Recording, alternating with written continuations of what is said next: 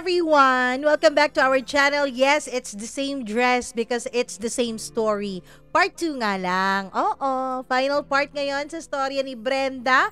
Huwag niyo nang i-bash ang aking suot at paulit-ulit kasi eto naman ay ni-record lang natin for one day. Huwag tayong magsayang ng damit. Charot. Hindi madaling maglaba. Charot lang.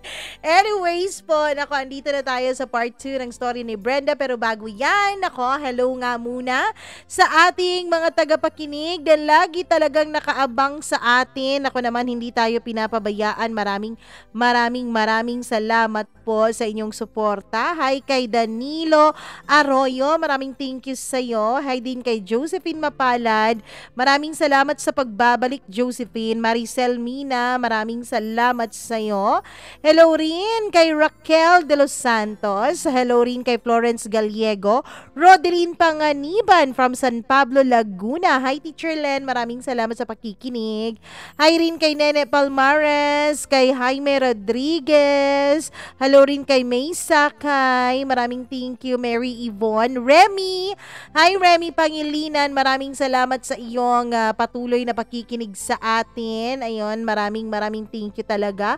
At sa lahat po ng mga nakikinig habang nagtatrabaho, habang may kung ano-anong ginagawa sa kanilang buhay. Maraming salamat po talaga. At hindi kayo nang iiwan at lagi pa rin kayong nandyan. Maria Pedrajas, maraming salamat. At sa lahat po ng nakikinig sa atin sa may Pasig, maraming thank you sa iyo. Hello rin kay Emmy Santos, maraming salamat. At sa lahat ng mga pa-Korean ang mga name na hindi ko nababasa, hello po. Huwag na nating patagalin dahil alam kong excited ka na sa kwento natin. Ako sa first part naman, parang bumalik tuloy ako ng high school, college, ganong landian itong kwento ni Brenda. Huwag nating patagalin, kaya eto na ang last part ng kanyang kwento dito lamang sa paborito niyong programa, ang Dear Mamma Mia.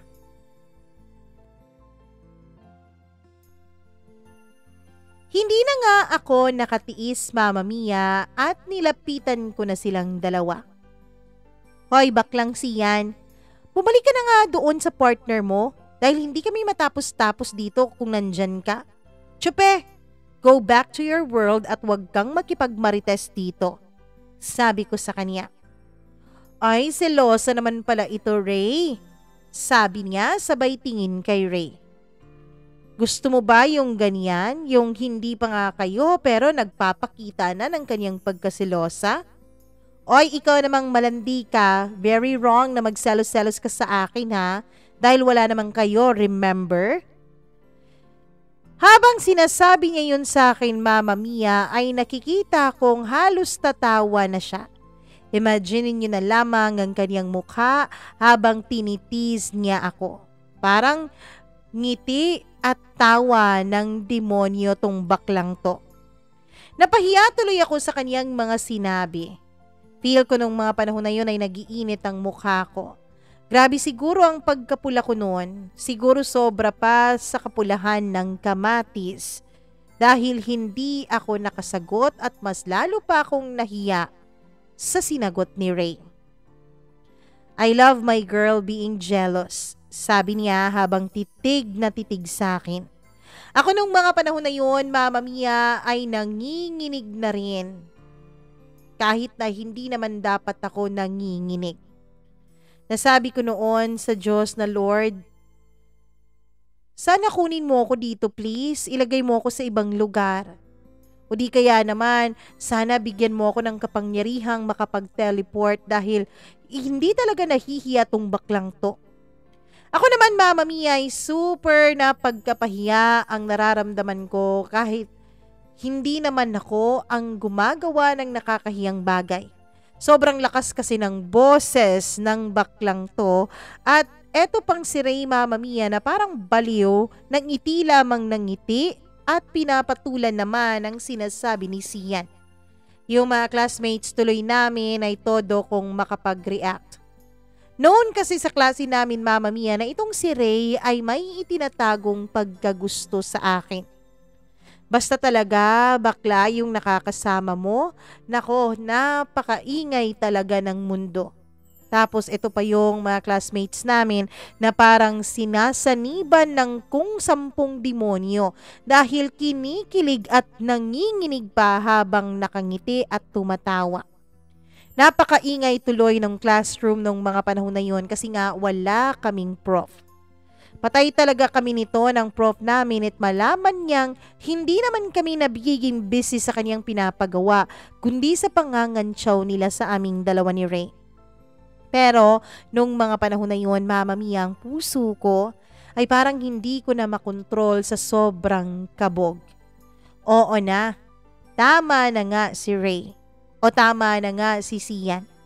Kinikilig na nga ang malandin yung sender at aaminin kong napakasarap pala sa feeling kapag kinikilig ka ng ganon, Mama Mia.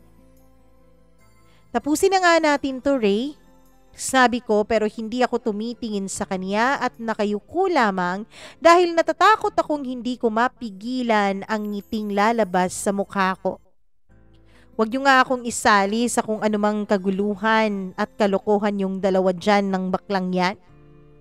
Pero ang totoo, gustong-gusto ko nang umalis, gustong-gusto ko nang mag-CR para dun magsisisigaw sa sobrang kilig na nararamdaman ko that time. Pero pinipigilan ko po ang sarili ko dahil alam ko, Mama Mia, na kapag umalis ako doon, panigurado pagbalik ko ay mas malalang kantsawan ang magaganap.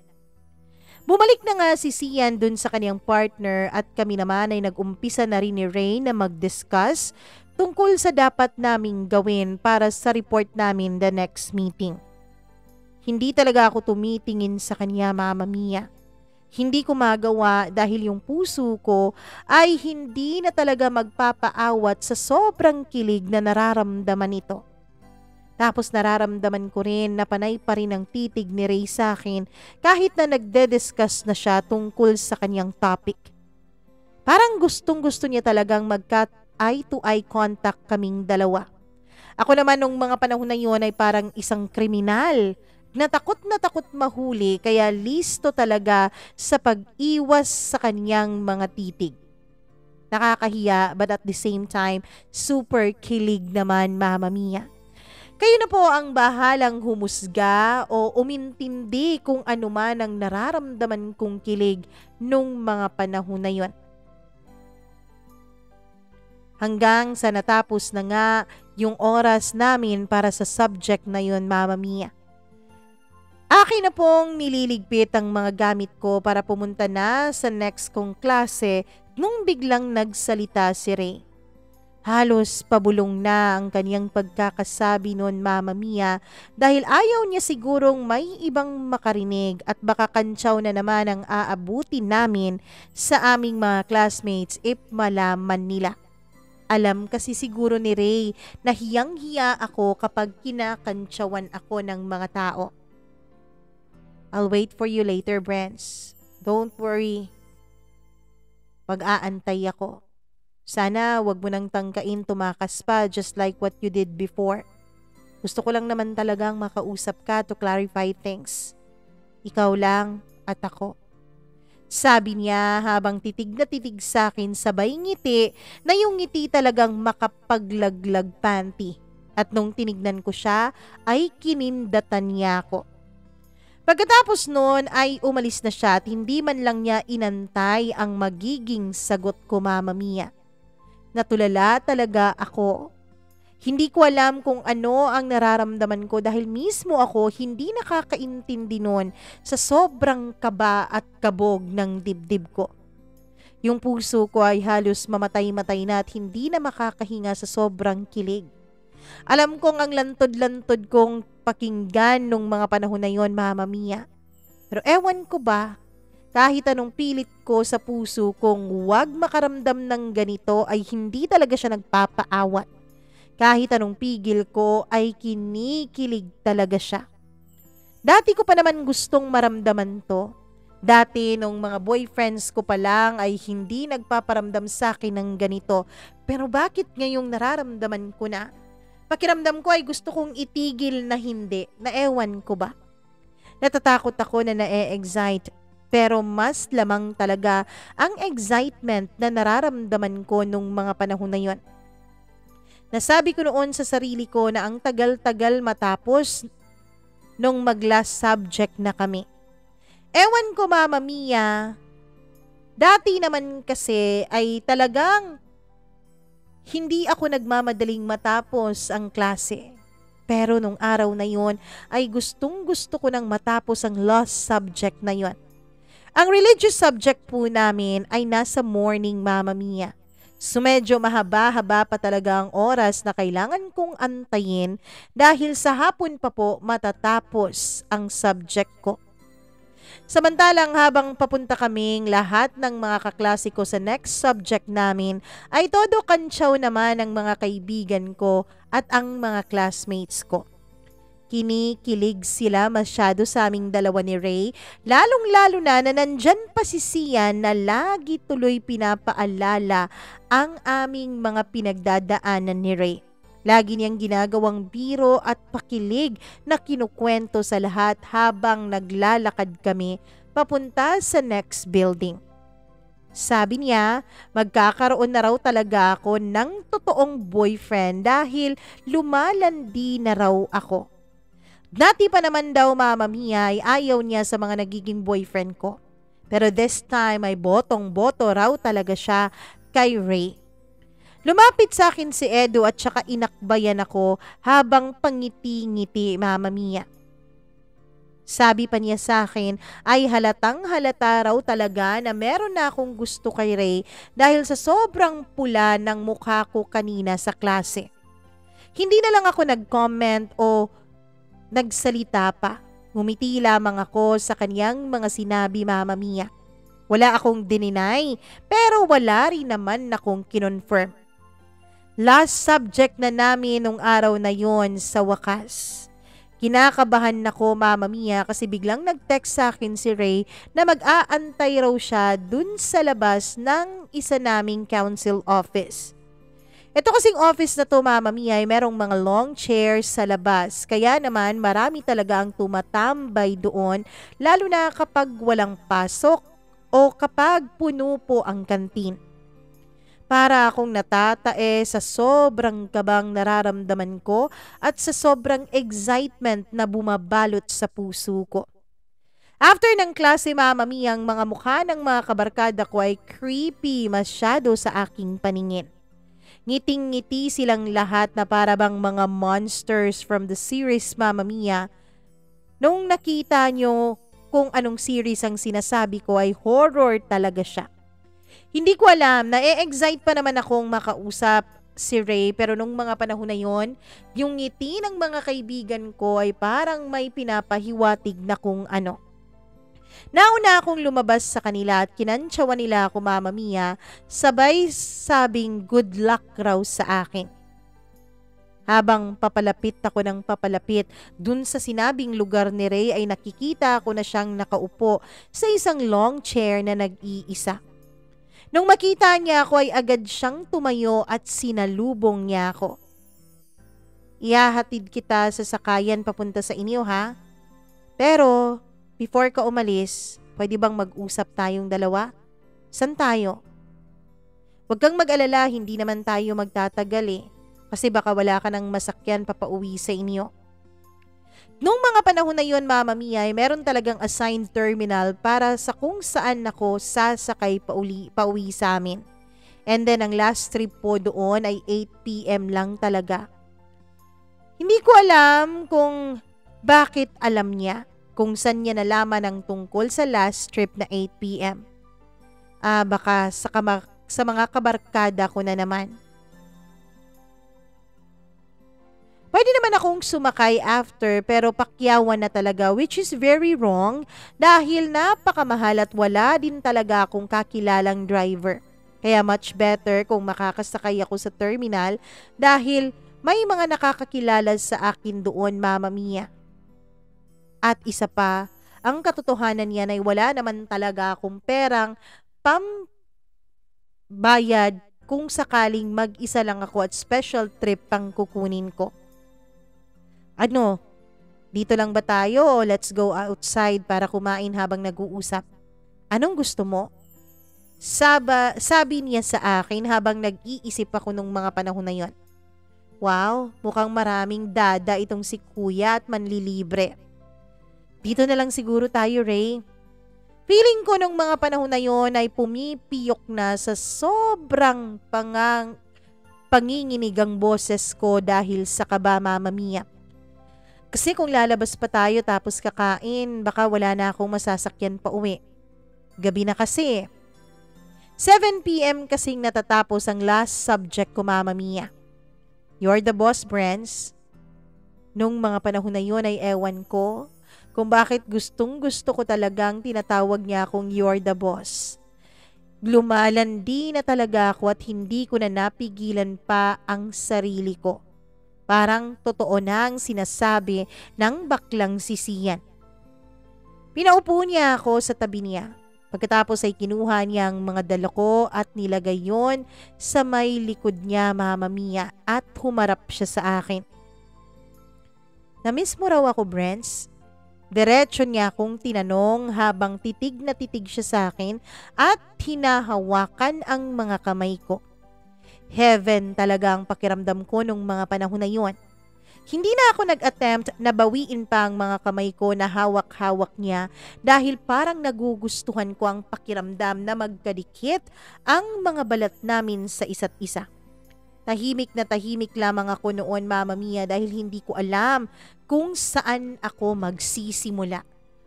Ano ang sasabihin ko sa kanya? Ano ang uunahin ko? Plus, yung puso ko nung mga panahon na yon ay grabe na talaga ang kabog. Parang asong tumatahol na hindi mo na mapigil. Parang mas naririnig ko pa nga ang pagkabog ng puso ko kaysa sa mga sinasabi ni Ray. Parang feel ko nung mga panahon na yon, Mama Mia, ay gusto nang lumabas ng puso ko sa katawan ko. Halo-halo na po ang mga nararamdaman ko nung mga panahon na yon. Is this love, Lord? Is this really love? Totoong pag-ibig na ba talaga ito? Huwag kang mahiya sa akin, Brens. Kanina ko pa napapansin na lagi kang nakatitig sa akin. Lagi kang tumitingin sa akin. Nasabi ko tuloy na baka hindi naman totoo yung sinasabi ni Sian sa akin na namimiss mo ko. Sabihin mo lang ang gusto mong sabihin sa akin, Brensa. Makikinig naman ako kahit ano pa yan. Itanong mo lahat ng gusto mong itanong sa akin dahil sasagutin ko naman hanggat makakaya ko. Huwag lang mga accounting problems dahil hindi ko kaya yon. Magkasabi niya noon ay tumawa siya. Mama Mia, naramdaman kong masaya siya nung mga panahon na ito. Tumikim muna ako bago ako nagsalita. Bakit ka nga pala absent ng 2 sunod-sunod na meeting dun sa religious subject natin? Anong nangyari sa'yo? Yun talaga ang unang lumabas sa bibig ko, Mama Mia. Dahil siguro sa sobrang kaba and since curious talaga ako kung bakit hindi siya pumasok ng 2 magkakasunod na araw. Umuwi kami ng uncle ko sa Cebu. Taga Cebu pala si Ray, Mama Mia. Taga Camotes Island siya. Binisita namin sina mama at ate. Kaninang umaga pa kami nakabalik kaya agad akong pumasok sa school. Nabanggit niya, Mama Mia, na magkapatid ang kanyang mama at ang kanyang titong pare. Wala na pala siyang ama dahil sumakabilang buhay na. Yung papa niya ay sundalo tapos 3 silang magkakapatid. Siya ang bunso. Yung kuya niya ay sumunod naman sa papa niya na nagsundalo at may pamilya na rin. Yung ate niya at mama niya ay parehong teacher, Mama Mia, pero yung ate niya ay dalaga pa at wala pang asawa. Tapos nalaman ko na yung tito niya palang pare ang siyang nagpapaaral sa kanya, Mama Mia, kaya ngayon ay nasa poder siya nito. Sinabihan ko pa nga siya na baka gusto niya ring magpare dahil sakristan na po siya. Tapos dun pa talaga siya nagsistay sa bahay ng mga pare. Baka maimpluwensyahan siya at gustuhin niyang maging pare pero ang sabi niya, ang gusto raw niya ay maging isang pulis. Pagka-graduate raw niya ay magta-try raw siyang mag-exam sa Napolcom. Mama Mia, wala raw siyang planong magpare. At alam daw yun ng tito niya. dahil prinangka niya raw ito nung sinabi ng tito niya na kung gusto niya ay sumunod ito sa kanyang yapak. Sa pag-uusap naming dalawa noon ay dun ko nasabing matalino din pala itong si Ray. May sense kasi siyang kausap. Lahat ng mga sinasabi niya ay may sense, Mama Mia. Ang ayoko lang talaga sa kanya ay laging nag-i-English. Hindi ko alam kung bakit ganun, Bisaya naman kami. Nagno-nosebleed patuloy ako habang kausap ko siya. Tapos Mama Mia, yung weakness ko po talaga ay yung lalaking laging tinititigan ako. At yun pa ang ginagawa ni Ray. Ewan ko kung nasabi yun sa kanya ni Sian o kung nasabi ko ba yun sa mga kaibigan ko na weakness ko ang mga titig ng lalaki sa akin.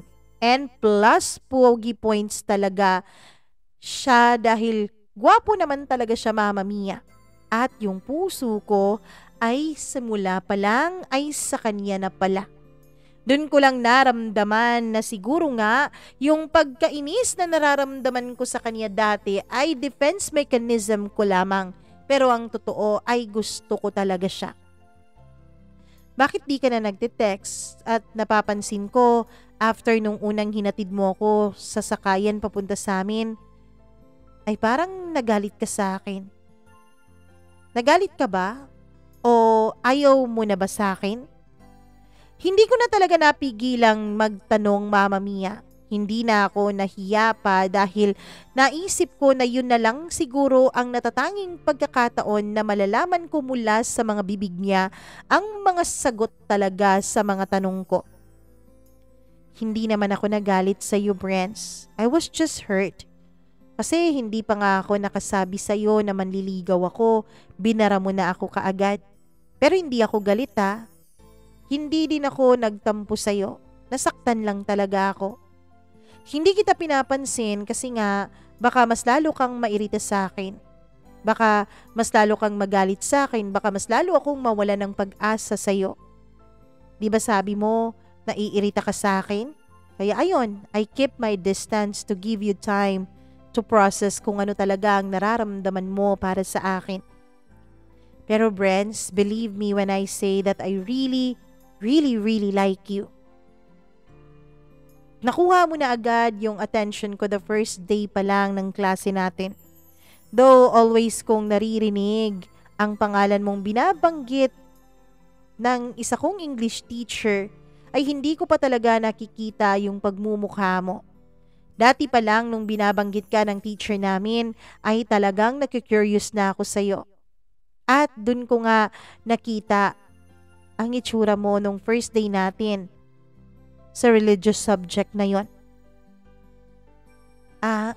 Sorry pala doon, Ray ha. It was never my intention to hurt you. I was just saying the truth nung time na yon kasi nagagalit talaga ako sa'yo at naiirita. I don't know if nasabi na ba ni Nasian sa'yo na prank ka talaga akong pagkatao. Feeling ko kasi nung mga panahon na yon ay pinagtitripan mo ko eh. Kaya lagi kang nagpapapansin, kaya naiirita ako sa'yo. Without even realizing kung ano nga talagang nararamdaman ko sa'yo. Good thing nga na hindi mo ako pinansin eh. Dahil dun ko unti-unting nare-realize na hindi pala totoong pagkainis ang nararamdaman ko sa'yo. Dun ko unti-unting nakita na sobra pa pala doon ang feelings ko at nalaman ko how much you mean to me. Oo, Mama Mia. Nung mga panahon na yun kasi ay medyo mataas na ang bakod na nilagay ko sa puso ko. Naging maingat na ako nung mga panahon na yun at kapag may nanliligaw sa akin ay binabara ko na kaagad kasi nga ilang beses na rin akong pinagpalit sa iba. 5 beses na po akong hiniwalayan ng boyfriend at may ipinalit agad ang mga ito sa akin. Yung iba nga, hindi pa ako hinihiwalayan pero may iba na. Naghihiwalay na lamang kami dahil nakikita kong may kasama ng iba. At Mama Mia, ang totoo niyan ay nakatanggap na rin ako ng indecent proposal. Not once, but twice. Sa mga tao pa talagang hindi ko aakalain na makakagawa sa akin ng ganon. Oo, Mama Mia, mga indecent proposal. pangit talaga sa feeling, nakakadiri, nakakadirty. Ito kasing school namin, Mama Mia, ito po ang pinakamahal na paaralan sa aming syudad. Dahil ito ang pinakaunang university dito noon. Ngayon, marami na pong mga university sa city namin. So expected talaga na mahal o medyo may kamahalan yung per unit doon. Mama Mia, makakarinig na lamang ako ng mga usap-usapan na sa labas daw ay merong mga estudyanteng tumatambay sa Mari Park. Kasi yung school namin, Mama Mia, ay nasa harap po ng isang park at doon nag-aantay ang mga estudyante daw ng kanilang magiging customers. Lalo na kapag panahon na ng examination, panahon na ng bayaran para makakapag-exam. It's just her says. Sabi-sabi lang naman, but maybe it's true, maybe it's not, hindi ko alam. So siguro dahil nga sa tingin ng mga tao noon, Mama Mia, ay hindi kaya ng mga magulang kong pag-aaral ako dun sa university na yon dahil mahirap lamang kami. Ay marami po ang nag-aakala, Mama Mia, na siguro ay kakagat ako kung anumang i-offer nila sa akin. Totoo yun, hindi po yun gawa-gawa lamang, Mama Mia. Siguro nga dahil mahirap lamang kami, ay maliit ang tingin sa amin ng mga tao. Lalo na yung mga may kaya. Marami kasi ang walang alam, Mama Mia, na scholar ako dun sa school na yon at scholar din ako sa syudad namin. Kaya napakababa lang ng kanilang paningin sa akin. Ang totoo niyan, half ng tuition ko ay bayad ng school dahil dean's list ako palagi. Half naman ay bayad ng city namin dahil nga city scholar ako nung mga panahon na yon. Hindi nila alam na kaya ako nakakapag-aral doon ay dahil sa pagsusumikap ko at sa pag-aaral ko ng mabuti. Kaya ang akala nila ay pumasok ako doon, pwedeng-pwede na nila akong gawan ng masama at papayag ako kapalit ng pera. Pero sorry na lang sa kanila, mamatay na lang sila na naglalaway sa kagandahan ko. Charot lang, Mama Mia. Pero hindi ko na lang po talagang dinidibdib yung mga indecent proposals na nakukuha ko dahil alam kong magkakasala lamang ako at hindi lang ako makakapag-concentrate sa mga kailangan kong gawin kung iisipin ko pang magalit sa mga taong yon na walang ibang inisip kundi ang kanilang katawan at syempre walang ibang inisip kundi mabibili nila ang lahat sa kanilang pera. Sure ako, Mama Mia, na kung idedetalye ko dito kung sino tong mga taong to at kapag narinig nila itong kwento ko ay malalaman nilang sila yon at malalaman nila kung sino ako. So better, wag na lang natin silang pag-usapan dahil hindi naman sila importante sa kwento kong ito. Napatawad ko na rin naman sila, Mama Mia, at sana nga ay mapatawad nyo rin ako kung i-skip ko man ang parting ito sa kwento ko. Balik tayo kay Ray dahil siya naman talaga ang bida-bida ng storyang to. What did you just say? I'm speechless sa mga sinasabi mo sa akin ngayon, Brents. I'm so happy kasi nung last na nagkita tayo, hindi mo ako pinapansin eh. I'm so happy dahil at long last, nagbunga na rin ang pag-aantay ko sa'yo. Nabunga na rin ang pagsisikap kong mapansin mo. Alam mo bang namimiss talaga kita at miss na miss kita ng sobra? Mula nung nagdesisyon akong bigyan ka ng oras to think, kung ano man talaga yung nararamdaman mo para sa akin, ay lagi na lang kitang tinitignan mula sa malayo without you even knowing. Yeah, alam ko. Sinabi sa akin lahat ni Sian. And I thank you for that. Na sinasabayan mo pala akong maglakad mula sa malayo habang pumupunta ako dun sa sakayan ng jeep. You're welcome. So, are you accepting me now? I mean, tinatanggap mo na ba o pumapayag ka na bang ligawan kita? So, pwede na? Wala bang magagalit kung sakali mang liligawan kita? Hindi ka na magagalit sa akin dahil alam mo na yung worth ko? Ano ba talaga ang nararamdaman mo para sa akin ngayon, Brents? Tanong niya habang abot sa magkabila ang tenga ang kanyang ngiti, Mama Mia. Parang ang saya-saya-saya talaga niya nung araw na yon. I was so sure, Mama Mia, nung mga panahon na yon na magiging kaming dalawa because I know na sa akin lang talaga nakasalalay kung magiging kami ba o hindi. That's why I've decided na hindi matatapos ang araw na yon nang hindi nagiging kami. Hindi ko nasasayangin pa ang oras, Mama Mia. Oo, gusto ko na siya at hindi ko na patatagalin pa yon. Alam ko, napakalandi ko nung mga panahon na yon. Kasi sa isip ko talaga, it's now or never na. No need na para manligaw ka sa akin, Ray. Sinasagot na kita. I like you too. Yes, Mama Mia, we became official on March 20, 2007. Nakakakilig at parang nakikiliti ako sa nararamdaman ko nung mga panahon na yon. Sobrang lakas ng kabog ng dibdib ko. Hindi ko maintindihan kung paano ko ipapaliwanag ang kaligayahang aking nararamdaman. Si Ray naman ay ang laki-laki talaga ng ngiti ng kanyang mukha. Makikita mo sa kanyang mga mata na sobrang masaya siya after niyang marinig yung mga sinabi ko. Na para bang ini-expect na niyang mangyayari talaga yung nangyaring yon. Na para bang inaantay niya lang akong sabihin yung mga magic words na yon. Baka magtaka kayo, Mama Mia, kung bakit I like you ang sinasabi namin sa isa't isa. Dahil nung naging kami na, Mama Mia, tsaka pa lamang kami nagka-I love you-han na. Totoo? Sigurado ka na talaga? Wala nang bawian yan, ha? Thank you, Brents. Thank you talaga. Sambit niya habang hinahawakan pa rin ang mga kamay ko. Feeling ko nung mga panahon na yun ay gustong-gusto na niya akong yakapin pero tinatansya pa lang niya dahil baka magalit ako. Pero sa isip ko nung mga panahon na yon ay gustong-gusto ko na siyang hilahin. Sabay yakap sa kanya at sabay halik.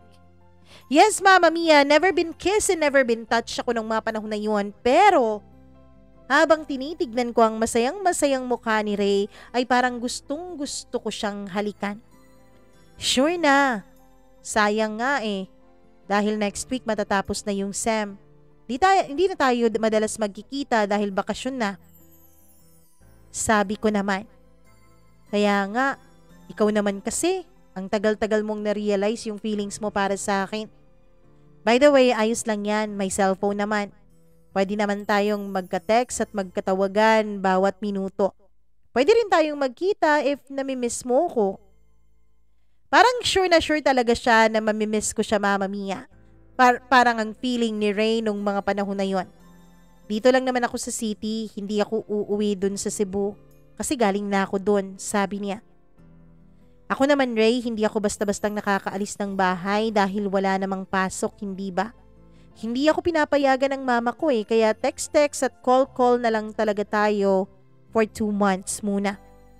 Basta, Ray, I'm telling you, I hate cheating.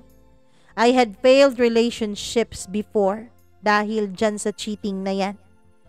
So once you cheat, I will never even bother to give you another chance. Sana ipasok mo yan sa kokote mo, ha? Mama Mia, lahat naman siguro tayo, lahat ng taong nagmamahal ng totoo ay galit sa cheating at sa cheaters. Pero Mama Mia, ang pinaka-hate ko since alam ko sa sarili ko, Mama Mia, na kapag nasa isang relationship ako ay talagang loyal at faithful po ako. Napaka-faithful ko po ni hindi nga ako nagkaka-crush o napapansin ang ibang kagwapuhan ng ibang mga lalaki kapag nasa relasyon ako. Pero na lamang yung mga favorite kong anime characters, si Tamahome. Kung alam nyo yon ay alam ko na kung ano ang edad ninyo. Gustong-gusto ko talaga yun, Mama Mia. Doon lang ako nawawala sa focus at nagiging unfaithful sa nagiging boyfriend ko, kay Tamahome lamang. Pero aside from that anime, wala na po. Loyal na loyal po ako at hindi ko nga napapansin na may mga lalaki sa paligid ko. Trust me, Brents. Mabait kaya ako. Maski itanong mo pa dun sa mga kaibigan ko. O itanong mo pa dun sa mga kasamahan kong working student sa bahay ng mga pare, sa bahay ng tito ko. Kung gusto mo nga, ibigay ko sa iyo yung mga numbers nila para may matawagan ka kung sakali mang may pagdududa ka sa akin. Sabi niya sabay ngiti. Hindi ako sumagot at kumiti lamang. Doon siya nagsuggest, Mama Mia, kung ano raw ba ang magiging signature endearment namin sa isa't isa. Ako naman, Mama Mia, ay gustong-gusto ko talaga na meron kaming tawagan ng boyfriend ko. Kaya naman kinilig ako nung tinanong niya ako. Lalo na kay Ray, Mama Mia, dahil sure ako nung mga panahon na yon na mahal ko siya at hindi ko lamang siya gusto. Kaya ako yung nagdesisyon sa magiging tawagan namin. How about heart? Mama Mia, legit na ito ang tawagan namin. Dahil sa mga nakakilala sa amin ay alam nila na ito ang tinatawag namin sa isa't isa. Kung meron mang nakikinig ngayon na alam na kung sino ako at sino si Ray, please huwag kayong magsalita dyan at huwag kayong mag-comment. Ipitin nyo na lang yung mga dila nyo, pati na rin yung mga daliri nyo. Okay lang ba sa'yo, Ray, na yun ang tawagan nating dalawa? Tanong ko. Okay, unique siya. From now on, heart na ang tawagan nating dalawa ha. Sabi niya sabay ngiti ng pagkasarap-sarap. Para bang umabot hanggang sa kanyang mga mata ang ngiting yun. So ayun, Mama Mia, masayang masaya ang Inday Brenda ninyo dahil na umiibig na rin sa wakas. Napakasarap pala ng pakiramdam na umiibig ka, no? Para kang laging nasa cloud 9. Napakasaya at napakasarap lagi ng gising at tulog mo. Lahat-lahat sa paligid mo, pakiramdam mo ay colorful. Kahit pa nga may mga problema ay pakiramdam mo, napakaganda pa rin ang mood mo. Lagi ka lang nakangiti, lalo na kapag naiisip mo ang taong mahal mo. Ganun pala talaga kapag in love ka. Nasabi ko talaga sa sarili kong in love na ako kay Ray. Smooth naman ang takbo ng relationship naming dalawa kahit pa nga bakasyon nung mga panahon na yon. Wala pang nakakaalam na kami na, not even my friends. Hindi ko pa po sinabi sa kanila. Sa pamilya ko naman, Mama Mia, ay bawal talaga kaya sikretong malupit muna sa mga magulang ko ang relasyon naming dalawa ni Ray. At dahil nga walang klase ay nakontento na lang kaming dalawa sa text-text at tawag-tawag. Mas nakilala ko pa siya kung gaano siya katalinong tao. Mas lalo tuloy akong na-in love sa kanya, Mama Mia. Consistent siya sa kanyang mga messages at sa kanyang mga tawag. Every night, nagtitext-text kaming dalawa hanggang sa magdamagan. Nasabi ko talaga noon na napakaswerte ko dahil napakabait ni Ray. Napakatalino pa. Boyfriend material talaga. June 2007, 4th year na kami nung mga panahon na to at first sem ito. Sabay kaming nagpa-enroll ni Ray and after 2 months ng bakasyon ay nagkita na rin kami sa wakas. After naming nagpa-enroll ay nag-aya siyang mag-snacks muna kami sa isang sikat na snack bar dun sa amin. Habang kumakain kami, Mama Mia, ay napag-usapan namin ang tungkol sa aming dalawa. Heart, sabi ko. Naks naman, yung puso ko talaga ay halos tumatalon-talon sa sobrang kilig at saya. Hindi pa alam ng mga kaibigan ko na tayo na ha? Ikaw ba, may sinabihan ka na about us? Yung mga kasamahan ko sa Priest House, Heart, sinabihan ko sila. Kapag nakita natin sila sa school, ipapakilala kita sa kanila formally ha?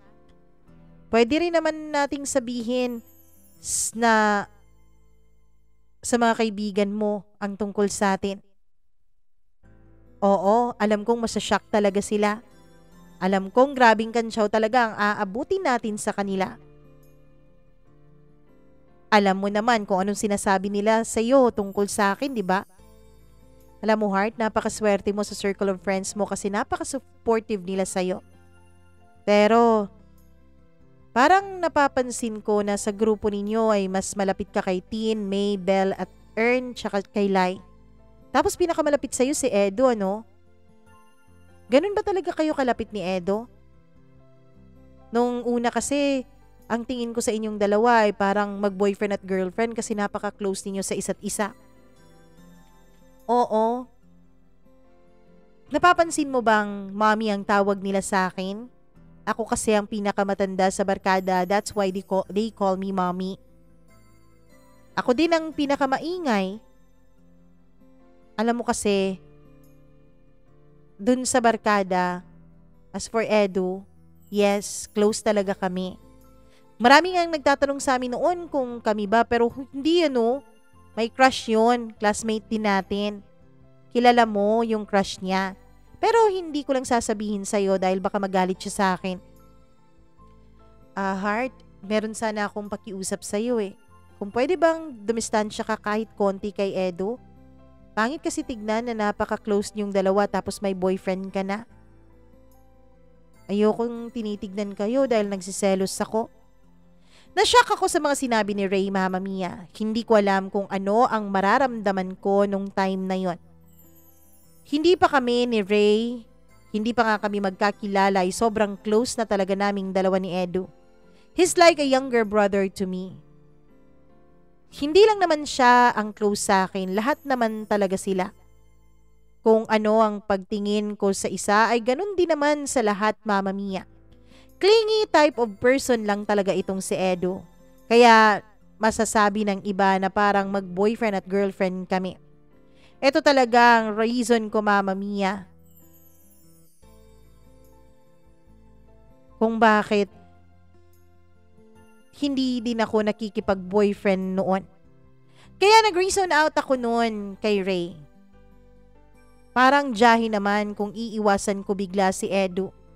Sinabi ko sa kanya kung ano ang masasabi niya kapag ako naman ang may paiiwasan sa kanya. Pero nagalit si Ray, Mama Mia. Pinapili niya ako kung siya ba or si Edu. Nalungkot ako nung mga panahon na yun dahil ayoko talagang mamili between sa aking boyfriend at sa close friend. Nung time na yon ay iniwanan ko si Ray, mabuti na lang at binayaran niya yung mga kinain namin bago siya umalis. Dahil kapag umalis siya at hindi niya binayaran yung akin, Mama Mia, ay alam kong makikilala ako ng mga nagbabantay doon at wala din naman akong ibabayad doon. After noon ay hindi siya nag-message sa akin nor hindi siya tumawag. Ako ang nalungkot, Mama Mia, dahil first away namin yun bilang mag-boyfriend at girlfriend. Away siguro ang tawag nun, Mama Mia, dahil nagtampo nga talaga siya sa akin. Nagte-text ako pero hindi siya nagre-reply kaya ako yung nag-surrender, Mama Mia. Nagdesisyon akong iwasan ko na lang si Edu. Maiintindihan din naman siguro ni Edu yun, Mama Mia. At yun ang tinatak ko sa aking utak. Na siguro naman kapag magkaroon na rin ng girlfriend si Edu ay ganito din ang ipapagawa sa kanya ng girlfriend niya at maiintindihan ko yun. Kaya ganun siguro din ang mararamdaman ni Edu. Hanggang sa dumating na ang first day of school sa aming 4th year. Sinabihan ko na ang mga kabarkada ko, Mama Mia, na kami ng dalawa ni Ray. Masaya sila dahil sa wakas daw ay natauhan na ako. Kesyo mabait daw si Ray, kaya dapat ko raw itong ingatan. Napakarami pa nilang paalala sa akin na para bang ako pa ang masama sa aming dalawa ni Ray. Na hindi ko raw dapat saktan si Ray. Mama Mia, nung sinabi ko sa kanilang maglalaylo muna ako sa pagsama-sama kay Edu, ay dun natahimik silang lahat. Bakit daw? Nagsinungaling ako, Mama Mia, dahil ayokong maging pangit ang paningin nila kay Ray. Sinabi ko sa kanila na pangit naman talagang tignan kung didikit-dikit ako kay Edu na meron na akong boyfriend ngayon. Baka kung ano pang sabihin sa akin ng ibang tao. Tahimik lang silang lahat, then pagtingin ko kay Edu, Mama Mia, ay ngumiti lamang siya and then nag-thumbs up siya sa akin. Pasalamat na lang talaga ako at napaka maintindihin ni Edu. Kaya nag-promise talaga ako nun sa sarili ko, Mama Mia, nakakausapin ko si Ray na hindi siya dapat magsiselos kay Edu dahil magkaibigan lang talaga kami at parang kapatid lang ang turing namin sa isa't isa. Eto pa lang si Edu, Mama Mia, ay pamangkin rin ng isang pare. Kaya mabait din talaga ito. Ganun din siguro ang tadhana sa akin ni Lord na napapalapit ako sa mga merong mga kamag-anak na pari. I texted Ray at sinabi kong pumapayag na ako sa gusto niya na hindi ako maglapit-lapit masyado kay Edu. At nireplyan na niya ako, Mama Mia. Ganun talaga siya. Gusto niyang nakukuha ang gusto niya. After noon ay lagi na kaming magkasama ni Ray sa school, especially if vacant ko. Kung wala siyang klase pero vacant ko, Mama Mia, ay pumupunta talaga siya sa school para magkasama kaming dalawa. At sa lagi naming pagsasama, dun ko unti-unting napapansin na may mga red flags na mga attitudes din pala itong si Ray. Gaya na lamang ng napakasiloso niya, as in sobra. Even sa mga girlfriends ko, Mama Mia, ayaw niyang nakikisama ako lagi. Kasi dapat kaming dalawa lang ang laging magkasama. Then nagagalit siya if hindi agad ako nakakapag-reply sa kanyang text o sumasagot sa kanyang mga tawag. Pero kung siya yung matagal mag-reply, Mama Mia, ay wala talaga siyang maririnig mula sa akin. Hindi ako nagagalit. We fight over petty things. Ganun naman siguro kapag mag-boyfriend at girlfriend, di ba? Napakabilis lang kasing uminit ng ulo niya at ako naman ay lagi ko na lang siyang iniintindi. Ano bang magagawa ko, ay mahal ko siya. Kaya lagi po akong nagpapakumbaba, Mama Mia. Sa labas at sa harap ng mga tao ay parang ako po yung nasusunod sa relasyon naming dalawa ni Ray. Pero sa loob, Mama Mia, ang katotohanan ay ako po talagang nagpapakumbaba. Meron pa talagang panahon na napag-uusapan namin ng tungkol sa sex. Vacant time namin yon nung nag-open up siya nung ganong topic, Mama Mia. Nandun kami noon sa aming 4th month bilang magkarelasyon. He asked me if meron na raw ba akong karanasan sa ganon. Wala akong nasabi sa kanya, Mama Mia. Hindi ko kasi nasabi sa kanya noon na never pa po akong nakakahalik. Kaya nung inulit niya yung tanong at sinagot ko ng totoo ay parang nagulat siya na never been touched at never been kissed pa ang lola mo. Nakita ko talaga sa kanyang pagmumukha na naging masaya siya sa sagot ko. At mula nga noon, Mama Mia, ay parang mas naramdaman ko pang bumalik ang amor sa akin ni Ray. As in, para akong isang babasaging kristal na kanyang inaalagaan at iniingatan. Ako naman ay naging masaya dahil pakiramdam ko ay bumalik yung Ray na dati kong unang minahal. So ayun, masayang-masaya kaming dalawa. Yung mga kabarkada ko ay nagrereklamo na sa akin kung bakit daw hindi na ako sumasama sa kanila. Nagkaroon lang daw ako ng boyfriend ay nawalan na ako ng oras sa kanila. Even daw sa mga vacant time ko ay hindi ko sila sinasamahan. Napansin nila, Mama Mia, na every time na meron kaming mga quizzes sa aming mga major subjects ay bumababa na raw yung scores ko. Dapat daw bumawi ako sa mga exams at mabuti na lang at nakakabawi naman ako sa mga major exams. Lagi nila akong pinapaalalahanan, Mama Mia, na may mine-maintain daw po akong grades dahil nga scholar ako at Dean's Lister pa. Sayang raw ang bayad sa miscellaneous if matatanggal yun sa akin. Dahil matatanggal ako sa listahan ng Dean's List. Sayang daw yon at malaking tulong daw yon sa mga magulang ko. Hindi ko alam kung anong isasagot noon sa mga kaibigan ko.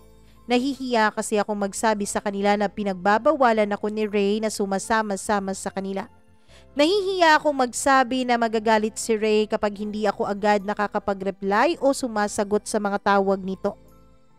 Kaya nga halos hindi na ako makakapag-study kasi gusto niya ay attentive ako lagi sa cellphone ko kapag hindi kami magkasama. I always protect Ray sa harap ng mga kaibigan ko at sa harap ng ibang tao, Mama Mia. Hindi ko kasi gustong maging pangit ang paningin nila sa boyfriend ko dahil mahal ko si Ray and mahal ko rin sila kaya ayokong magkaroon ng lamat ang relasyon ni Ray sa mga kaibigan ko. Kaya ayun, Mama Mia, nagsisinungaling ako just to save Ray, Mama Mia, sa mga mapanuring mata ng mga friends ko. At alam ko, maski wala silang sinasabi, they know the reason behind kung bakit hindi na ako sumasama sa kanila. At iniintindi lang nila yon. Hanggang sa lahat sila ay nag-advise na sa akin. That's why I love them dahil naiintindihan nila lahat ng sitwasyon na meron ako. Dumating ang aming acquaintance party. Sinabi ni Ray Mama Mia na hindi raw siya pupunta dahil hindi raw siya hilig sa mga ganon. So sabi niya, wag na lang din daw akong pumunta at wag na lang din daw akong makisali dahil wala naman daw siya. So ako pumalag ako Mama Mia dahil sa buong taong pag-aaral ko dun ay pinapayagan naman ako ng mga magulang ko na sumali sa mga ganong activities sa school. Sinabi ko sa kanya na hindi pwede dahil sasayaw ako at kasali po ako sa magbibigay ng intermission number. Kasali kami sa presentation. Nandun nga siya habang nagpa-practice kami Mama Mia eh. Tapos bakit pagbabawalan niya akong pumunta? Kaya yun, wala siyang nagawa that time dahil kailangan ko talagang sumali kasi masisira din ang aking scholarship. After ng acquaintance party ay napag-usapan naming pumunta kami ng boulevard. Doon kasi sa amin Mama Mia ay may boulevard na marami pong nag-iinuman kasi may mga inuman din o mga kukonting mga bars na nandun. So ayun, pumunta nga kami at nag-proceed kami sa ibang venue. Doon ako sumama noon sa mga kaibigan ko Mama Mia. Ako ay hindi talaga mahilig uminom. Kaya madali lang talaga akong malasing. Kabayong sumisipa po ang iniinom namin nung mga panahon na yon. Magkatabi kami ni Edu that time. Basta yung naaalala ko Mama Mia dahil nga lasing na ako ay tinapon ko yung ice kay Edu. Natatawa sila dahil lasing na raw talaga ako. Ilang saglit pa Mama Mia ay sinabi ni Edu sa akin na parang nakita niya raw si Ray sa labas nung pinag-iinuman namin. Nakalimutan ko palang tignan yung cellphone ko. Nung tinignan ko yon ay napakarami ng messages ni Ray. Yung iba doon ay galit na talaga siya dahil hindi ako nagre-reply. Mama Mia, ang gusto ko lang talaga kay Ray dahil kahit galit na galit siya ay hindi ako nakakarinig o nakakabasa ng pagmumura sa kanya. Ako pa itong mahilig magmura. Siguro nga dahil pinalaki siya ng pare niyang tito kaya hindi siya mapagmura. Nareplyan ko siya Mama Mia na sumunod na lang siya sa akin. At pumasok nga si Ray pero agad niya lang akong pinagpaalam dun sa mga kaibigan ko na uuwi na raw kami. Todo react noon ang mga kaibigan ko Mama Mia.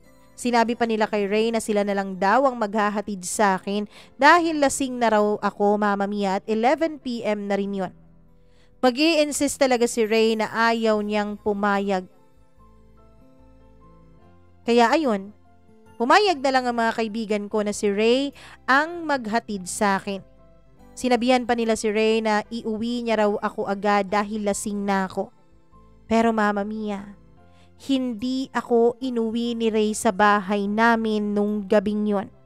At dito na nga nabasag ang kristal na iniingatan ko. Iba pala yung plano ni Ray noon Mama Mia kung bakit niya ako sinundo doon. Kung bakit niya gustong umuwi na kami. Ang reason niya ay lasing na ako at baka mapagalitan ako ng mga magulang ko pero hindi naman pala yun. Dati pa lang ay gusto na niyang mag-sex kaming dalawa. Lagi niya talaga akong inaaya pero marami po akong mga alibis dahil ang totoo ay natatakot ako. Hindi pa ako ready. Curious ako Mama Mia. Curious ako dun sa sinasabi ng iba na masarap daw yun. Na makakaabot ka raw talaga sa ikapitong langit sa sobrang sarap na mararamdaman mo. Pero mas nauuna talaga sa akin lagi ang takot, lalo na't estudyante pa lamang ako. Lalo na't panganay ako at dapat role model ako ng mga kapatid ko at lalo na't mahirap kami. Ayokong dagdagan ang mga responsibilidad ng mga magulang ko. Kaya ayun Mama Mia, every time na inaaya niya ako, na pumunta kami dun sa lugar na malamig tuwing weekends ay nagsisinungaling ako. Lagi kong sinasabi na may lakad kami ng pamilya ko. Lagi kong sinasabi na hindi ako pinapayagan ng mama ko. Mama ko lagi ang aking ginagawang alibay dahil alam kong magagalit siya kapag hindi ko sinusunod ang gusto niya.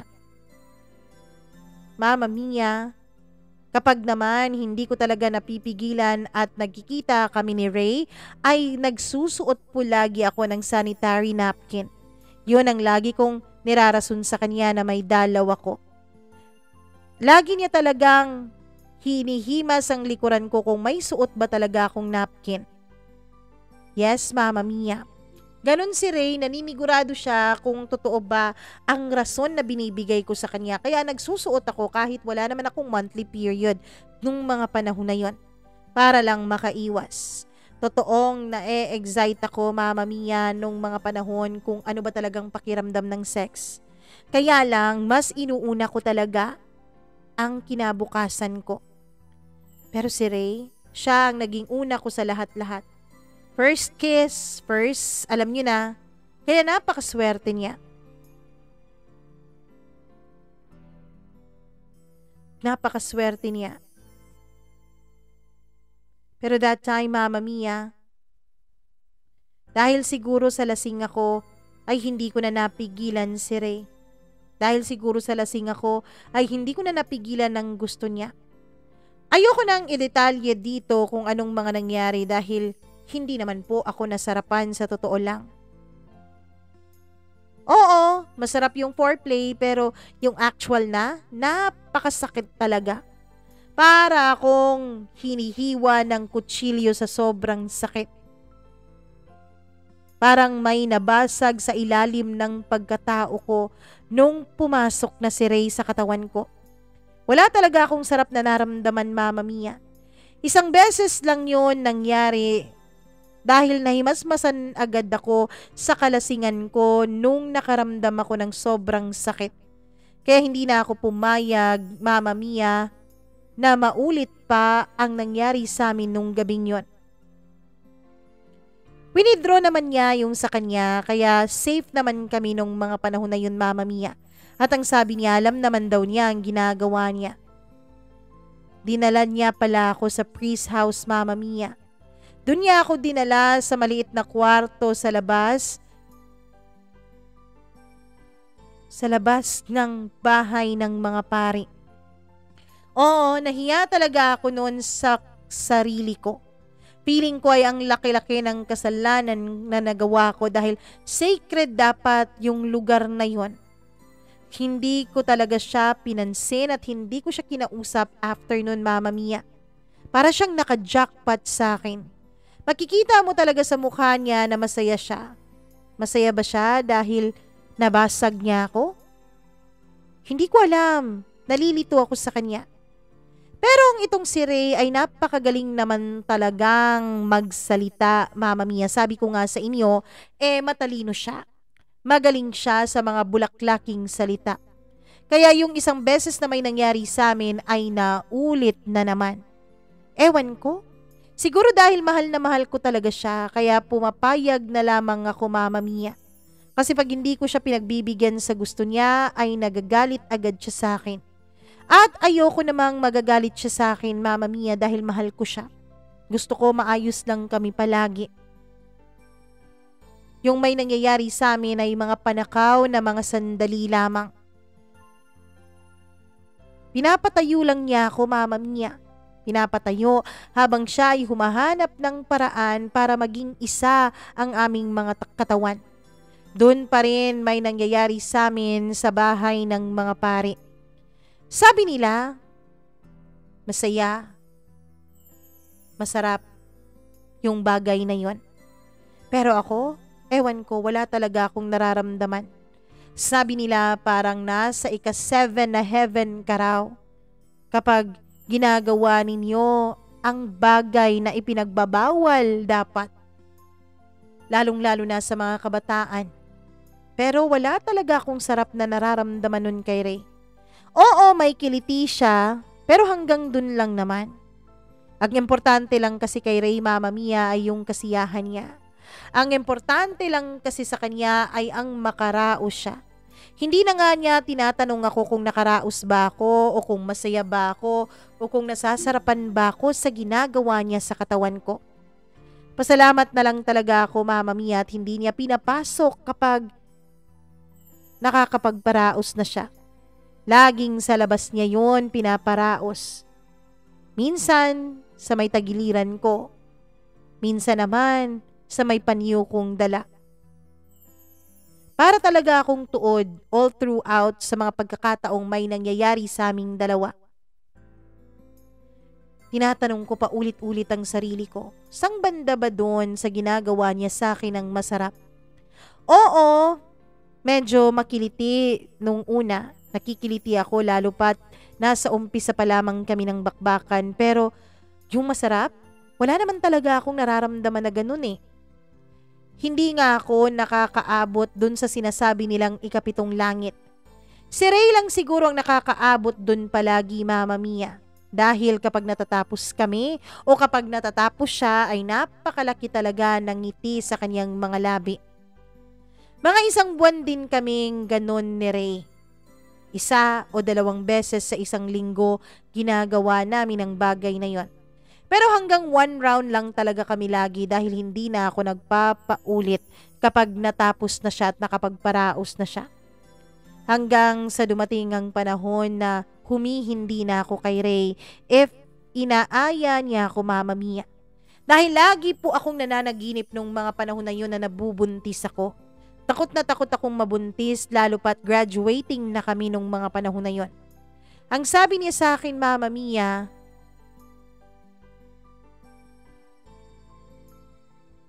na dapat daw ay pinagbibigyan ko siya dahil boyfriend ko siya. Sinabi ko naman sa kanya na isiksik na lang niya yung sa kanya sa isang bagay na hindi maluwag at dun niya ipagparaos yung sa kanya. Nagalit siya, Mama Mia. Nagalit siya dahil tinanggihan ko siya. Nagtampo siya sa akin. Nagpaparinig siya ng mga sabi-sabi sa akin, pero ako nung mga panahon na yun ay nakapagdesisyon na akong hindi na muna ulit ako mag-e-engage dun sa bagay na yon.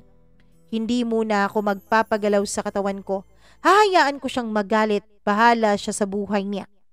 Simula nung mga panahon na yon ay lagi ko na siyang tinatanggihan. Kaya nagbago na rin ang pakikitungo niya sa akin. Paminsan-minsan na lang siyang nagte-text sa akin, Mama Mia, at hindi na nga siya tumatawag. Ako naman ang laging tumatawag sa kanya, pero always busy yung linya niya. May time na nagkasabay kami ng kanyang isang kasamahan na working student dun sa school. Kasama niya dun sa priest house.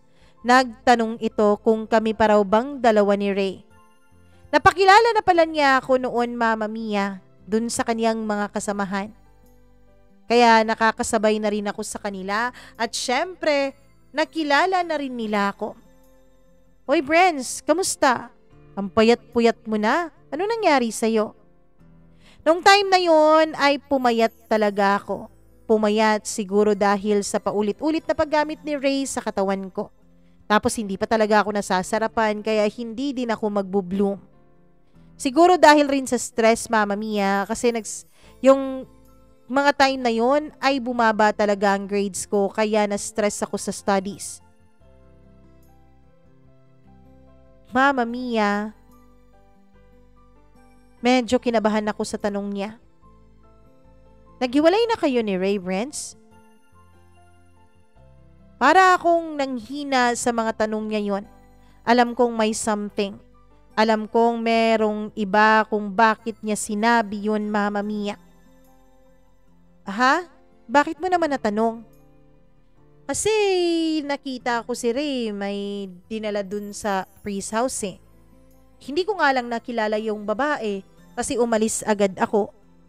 Kasi may trabaho pa ako at may pasok pa ako nung mga panahon na yun.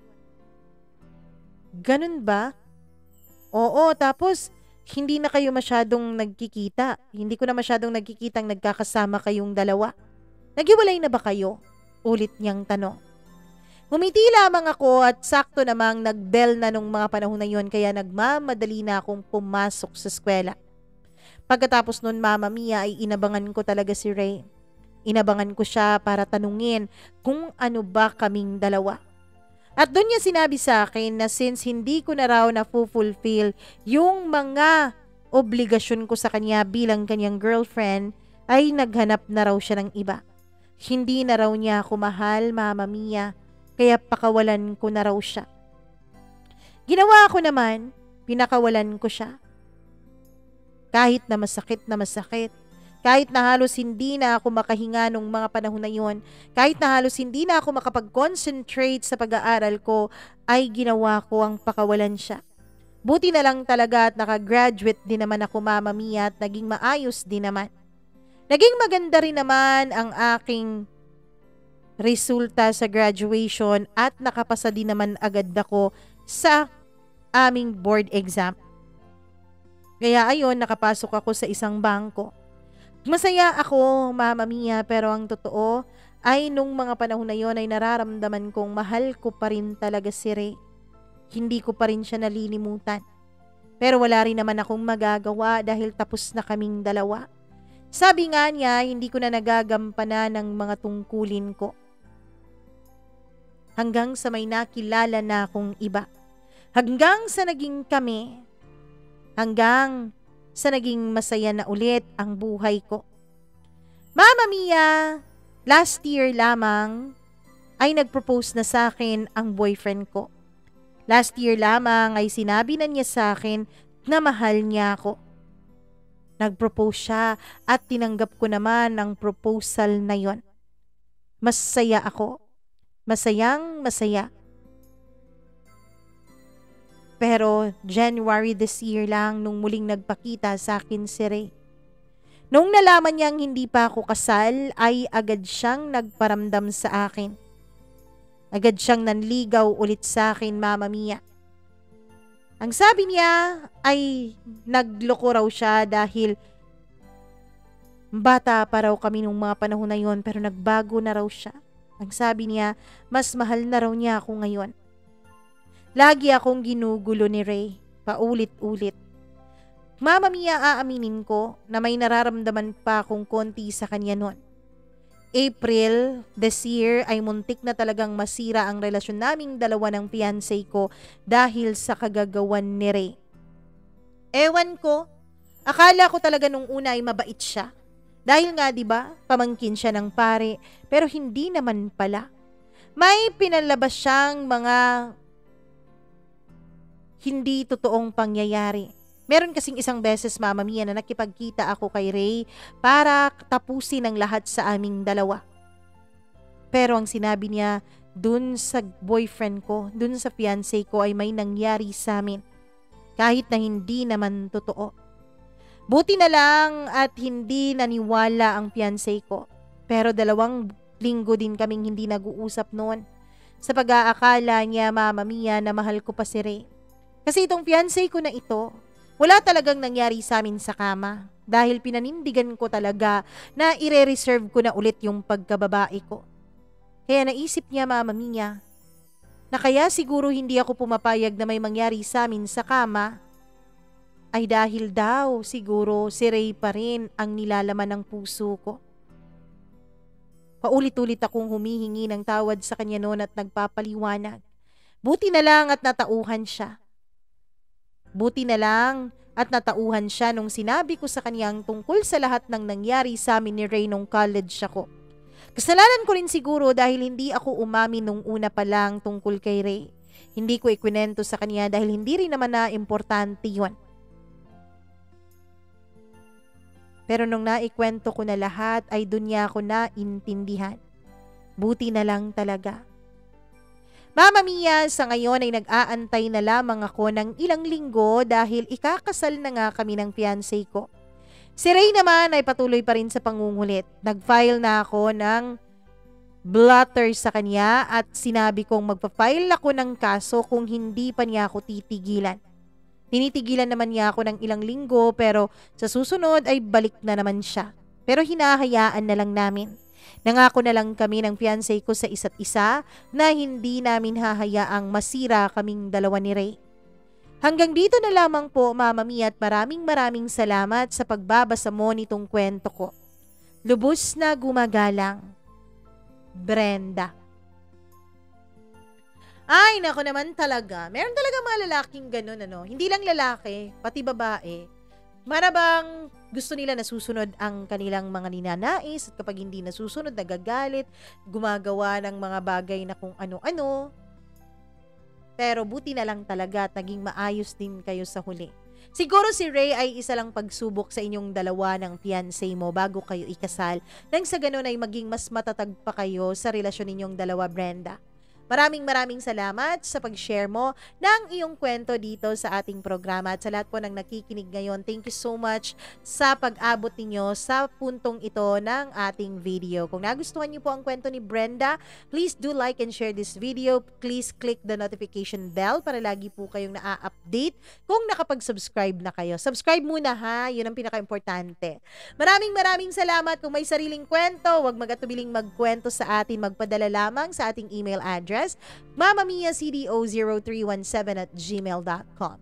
Magandang araw po sa inyong lahat and see you sa ating next video. Ay, hindi pala. Pakinggan nyo ang ating next na kwento.